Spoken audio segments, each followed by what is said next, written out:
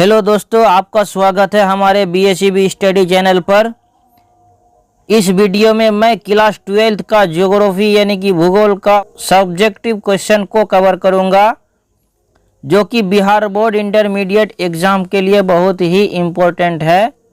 तो चलिए बिना देरी करते हुए वीडियो को शुरू करते हैं। सबसे पहला क्वेश्चन है, जनसंख्या के ग्रामीण नगरीय संगठन का वर्णन कीजिए। तो इसका जवाब हो जाएगा, जनसंख्या का ग्रामीण तथा नगरीय वर्गों में विभाजन लोगों के निवास स्थान के आधार पर होता है।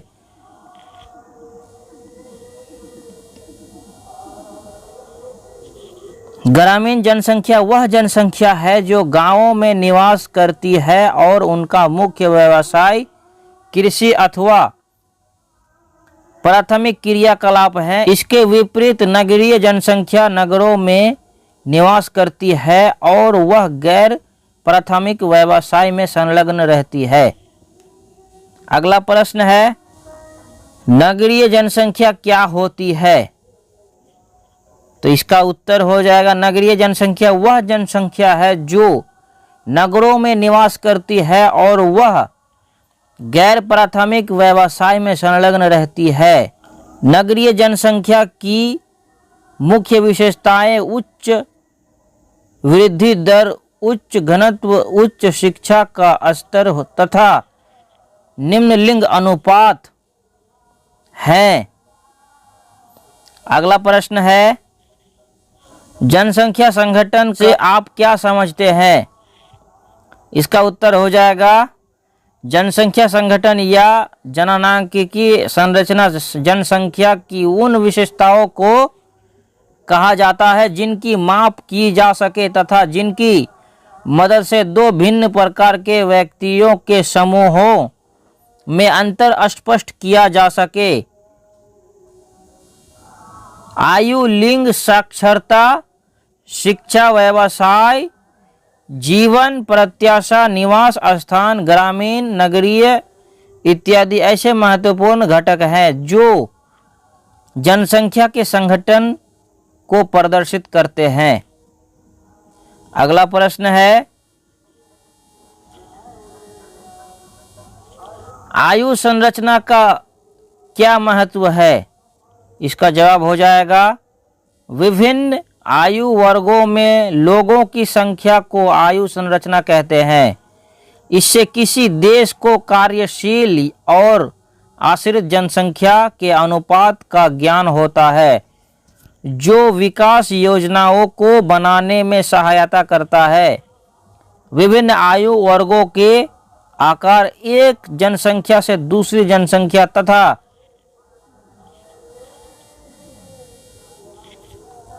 समय अनुसार बदलते रहते हैं। यदि जनसंख्या में बच्चों और बालकों यानी 0 से लेकर 14 वर्ष की संख्या अधिक है तो प्राश्रितता अनुपात अधिक होगा, और यदि 15 से 59 वर्ष आयु वर्ग के बीच जनसंख्या का बड़ा आकार एक विशाल कार्यशील जनसंख्या को इंगित करता है, तो 60 वर्ष से अधिक आयु वाली जनसंख्या का एक बड़ा अनुपात उस वृद्ध जनसंख्या को प्रदर्शित करते हैं जिसकी स्वास्थ्य संबंधी सेवाओं के लिए अधिक खर्च की आवश्यकता होती है। इसी प्रकार युवा जनसंख्या के उच्च अनुपात का अर्थ है कि उस क्षेत्र में जन्म दर ऊंची है और जनसंख्या युवा है। 15 नंबर क्वेश्चन है, जनसंख्या वितरण को प्रभावित करने वाले जलवायु कारकों को लिखें। तो इसका उत्तर हो जाएगा, जनसंख्या के वितरण को भौतिक, आर्थिक और सामाजिक सांस्कृतिक कारक प्रभावित करते हैं। भौतिक कारकों में जलवायु महत्वपूर्ण है। सुविधाजनक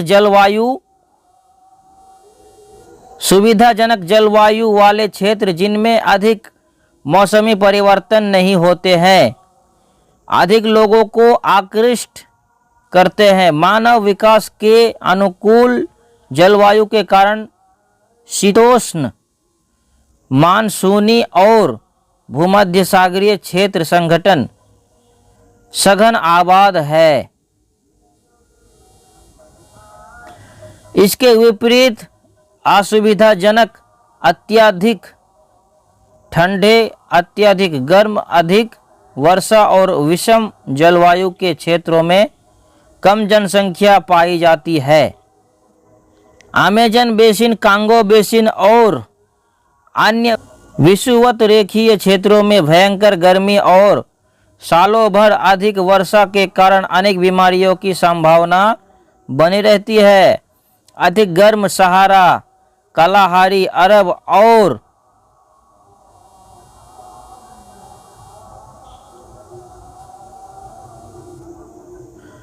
अन्य मरुस्थलों में भयंकर गर्मी पड़ती है और जीवन कठिन हो जाता है। ध्रुवीय ठंडे क्षेत्रों में भी अत्यधिक ठंडक पड़ती है और जीवन दूभर हो जाती है। अतः इन क्षेत्रों में कम जनसंख्या पाई जाती है। नेक्स्ट क्वेश्चन है, स्वच्छंद उद्योग क्या है? इसका उत्तर हो जाएगा, स्वच्छंद उद्योग उस हल्के उद्योग को कहा जाता है जो अवस्थिति का चुनाव करने में अपेक्षाकृत स्वतंत्र होते हैं और परंपरागत कारकों पर आधारित नहीं होते हैं। ये व्यापक विविधता वाले स्थानों में स्थित होते हैं। ये किसी विशिष्ट कच्चे माल पर निर्भर नहीं रहते हैं, बल्कि संघटक पुर्जों पर निर्भर रहते हैं जो कहीं से भी प्राप्त किए जा सकते हैं। इसमें उत्पादन कम मात्रा में होता है एवं श्रमिकों की भी कम आवश्यकता होती है। सामान्यतः उद्योग प्रदूषण नहीं फैलाते हैं, अतः इन्हें आवासीय क्षेत्र के निकट लगाया जा सकता है। ऊर्जा की आवश्यकता सामान्यतः बिजली के रूप में राष्ट्रीय ग्रिड से पूरी होती है। अंतिम उत्पाद छोटा होता है और आसानी से परिवहन के योग्य होता है। इसकी अवस्थिति सड़क मार्गों के निकट होना आवश्यक है। अगला प्रश्न है, उपभोक्ता वस्तु उद्योग को उदाहरण सहित परिभाषित कीजिए।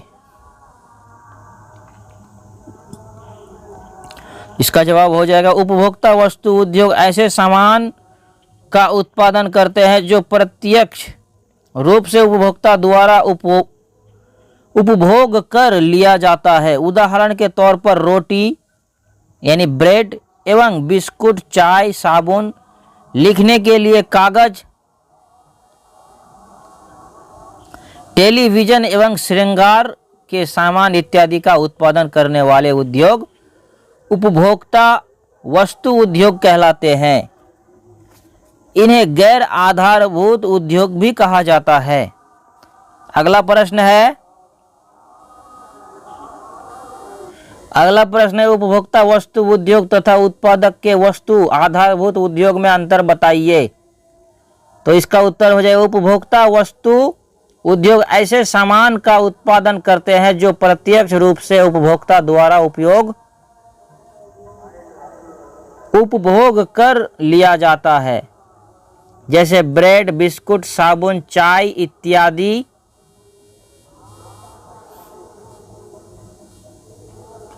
इसके विपरीत उत्पादक वस्तु उद्योग ऐसे सामानों का उत्पादन करते हैं जो अन्य वस्तुओं के उत्पादन के लिए प्रयोग में लाए जाते हैं, जैसे लोहा, इस्पात उद्योग, भारी मशीनरी उद्योग इत्यादि।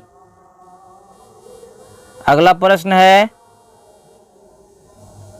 अंतरिक्ष प्रयोगशाला के बारे में आप क्या जानते हैं?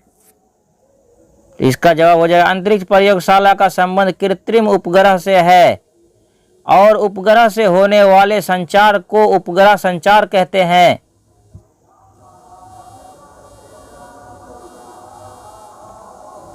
संसार में अंतरिक्ष प्रयोगशाला का प्रारंभ तत्कालीन सोवियत संघ के द्वारा 4 अक्टूबर 1957 को कृत्रिम उपग्रह स्पुतनिक के छोड़े जाने के साथ हुआ। इसके बाद संयुक्त राज्य अमेरिका ने भी अंतरिक्ष में कृत्रिम उपग्रह स्थापित किए। भारत ने भी अंतरिक्ष में संचार और संसाधनों के सर्वेक्षण के लिए Aryabhata, Bhaskara 1, Rohini, Apple INSAT 1A, B और C इत्यादि उपग्रह स्थापित किए हैं। अंतरिक्ष में उपग्रहों की स्थापना से तत्काल संसार के कोने कोने से संचार संपर्क बनाने में सफलता मिली है। इन्हीं के सहारे आज गांव-गांव में टेलीफोन लग गए हैं और मोबाइल सेवा उपलब्ध है। इन उपग्रहों ने लंबी दूरी के संचार के अतिरिक्त दूरदर्शन और रेडियो के अत्यधिक प्रभावी बना दिया है।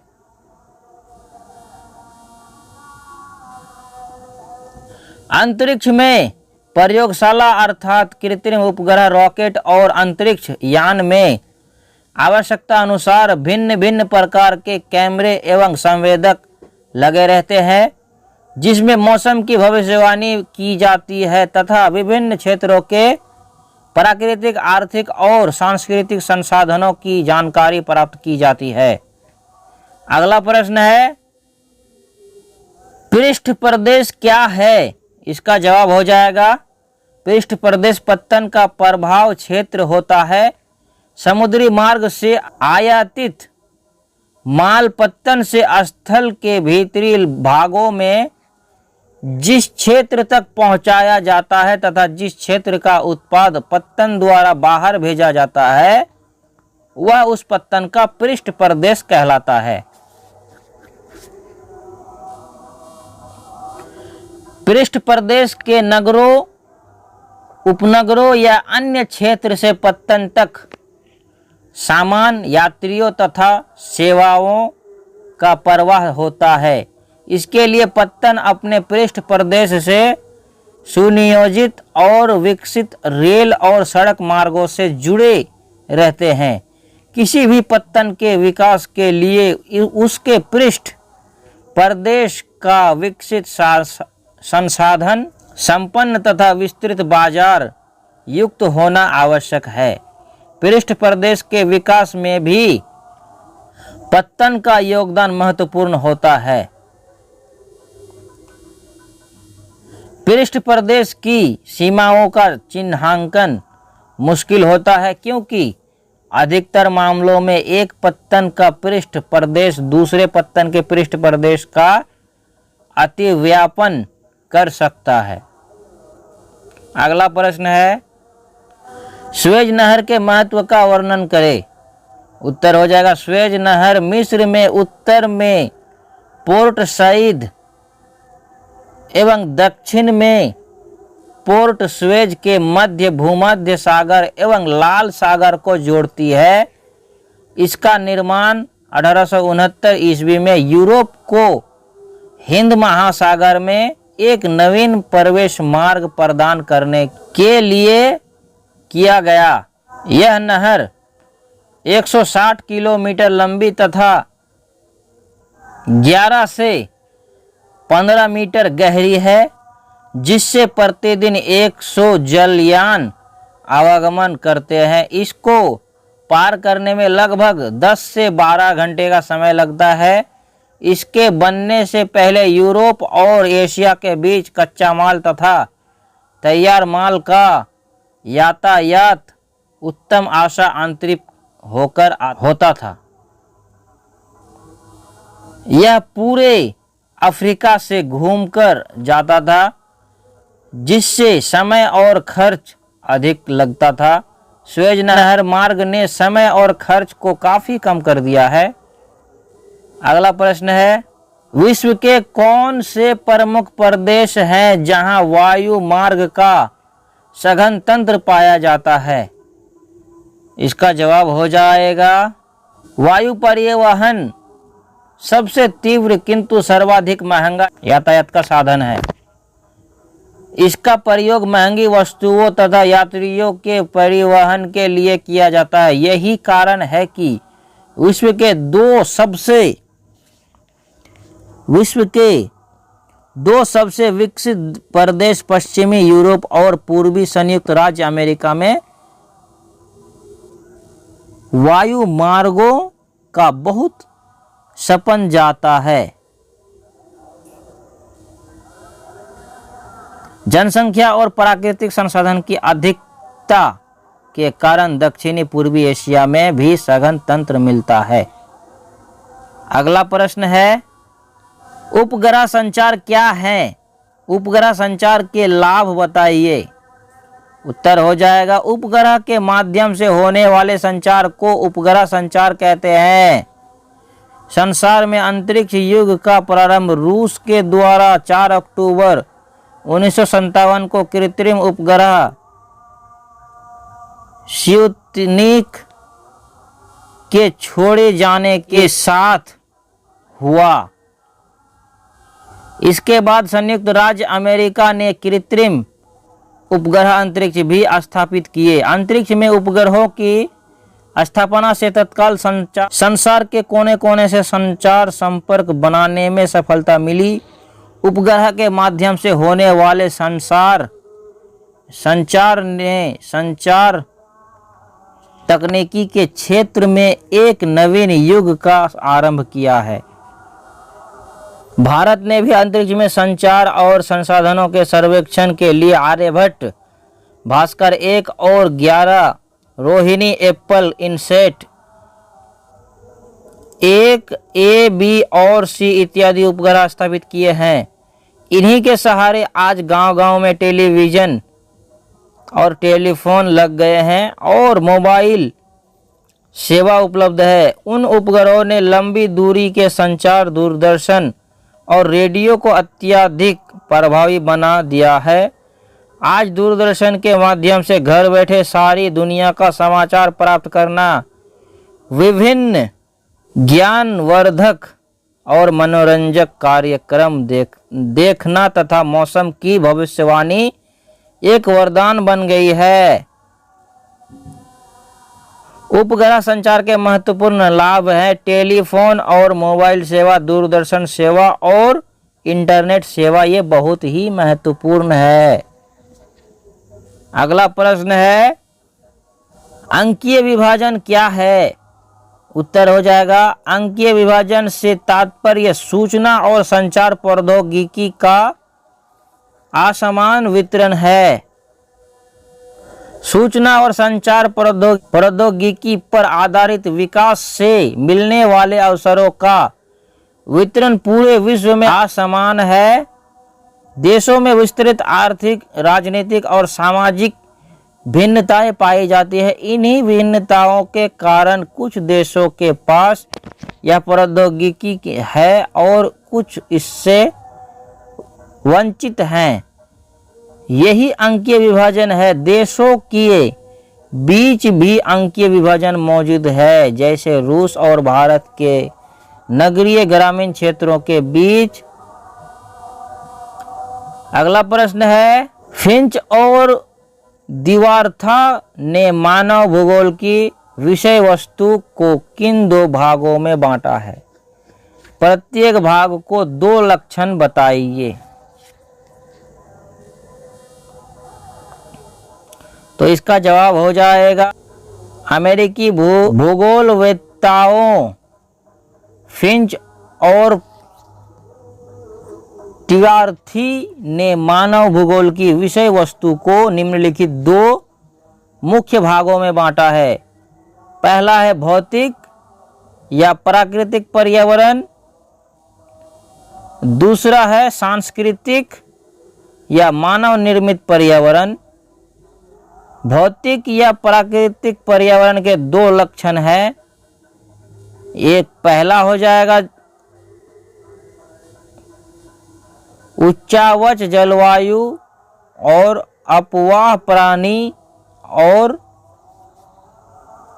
मृदा, खनिज, जल और वन एवं वन्य प्राणी जैसे प्राकृतिक। इसी प्रकार सांस्कृतिक पर्यावरण के दो लक्षण है। पहला लक्षण है मानव जनसंख्या, बस्तियां, मानव व्यवसाय। दूसरा हो जाएगा कृषि, उद्योग, परिवहन, संचार इत्यादि। अगला प्रश्न हो जाएगा प्रवास के विकर्षण और आकर्षण कारक क्या है?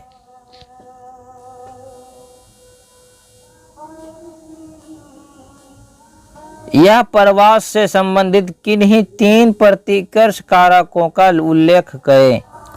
उन लोगों का अपने जन्म स्थान और निवास को छोड़कर दूसरे क्षेत्र में जाकर बस जाने को मानव प्रवास कहते हैं। मानव प्रवास के विविध कारण हो सकते हैं, जिन्हें 2 संवर्गों में रखा जा सकता है। पहला हो जाएगा विकर्षण या प्रतिकर्ष कारक, जो लोगों को निवास स्थान अथवा उद्यम को छोड़कर छुड़वाने का कारण बनते हैं। और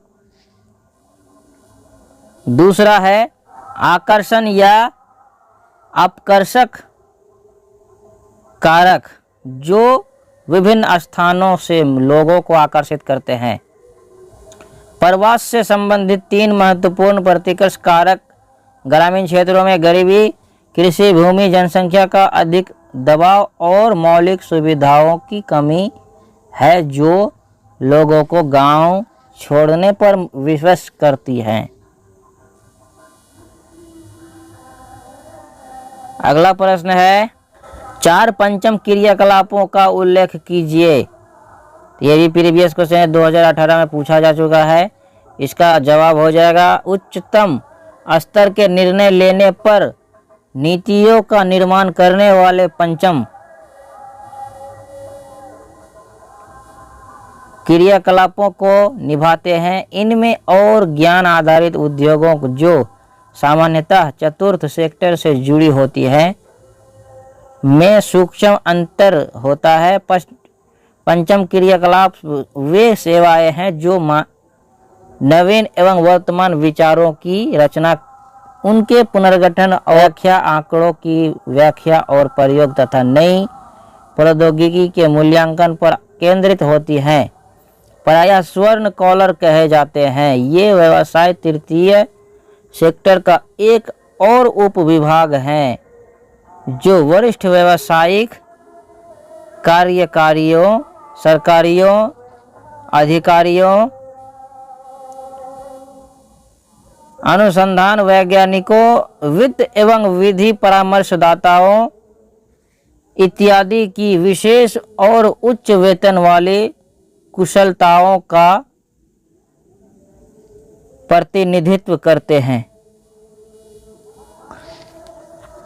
उन्नत अर्थव्यवस्थाओं की संरचना में उनका महत्व उनकी संख्या से कहीं अधिक होता है। अगला प्रश्न है कृषि घनत्व क्या है? इसका जवाब हो जाएगा प्रति वर्ग मील या वर्ग किलोमीटर कृषि क्षेत्र में लगे लोगों की संख्या को कृषि घनत्व कहते हैं। अर्थात कृषि में लगी जनसंख्या और कुल कृषि क्षेत्र के अनुपात को कृषि घनत्व कहा जाता है। विस्तृत वाणिज्य अनाज कृषि की किन्हीं 4 फसलों के नाम लिखिए। ये भी प्रीवियस क्वेश्चन है, 2018 में पूछा जा चुका है। उत्तर हो जाएगा विस्तृत वाणिज्य अनाज कृषि के 4 फसल निम्नलिखित में हैं। पहला हो जाएगा कपास, दूसरा हो जाएगा चाय, तीसरा हो जाएगा जूट, चौथा हो जाएगा कॉफी। 30 नंबर यानी अगला क्वेश्चन है विस्तृत पैमाने पर डेयरी कृषि का विकास यातायात के साधनों एवं प्रशिक्षकों के विकास के बाद ही क्यों संभव हो सका है? तो इसका जवाब हो जाएगा डेयरी कृषि के अंतर्गत ताजा दूध एवं अन्य डेयरी उत्पाद मक्खन, पनीर इत्यादि बनाए जाते हैं। इन्हें या तो शीघ्र बाजार तक पहुंचाने के लिए यातायात के तीव्र साधन या देर तक रखने के लिए प्रशीतक की आवश्यकता होती है। विस्तृत पैमाने पर इस उद्योग का विकास तभी संभव है जब यातायात के साधन और प्रशीतक उपलब्ध हों। अतः इनकी उपलब्धता के बाद ही डेयरी उद्योग का बड़े पैमाने पर विकास संभव हो सका है। आज के लिए बस इतना ही। अगले वीडियो में फिर मिलते हैं दोस्तों, तब तक के लिए जय हिंद। आप अगर हमारे चैनल पर पहली बार विजिट किए हैं तो हमारे चैनल को सब्सक्राइब जरूर करें और साथ में बेल आइकन के नोटिफिकेशन ऑल पर जरूर से प्रेस करें। तब तक के लिए जय हिंद। फिर मिलते हैं नेक्स्ट वीडियो में।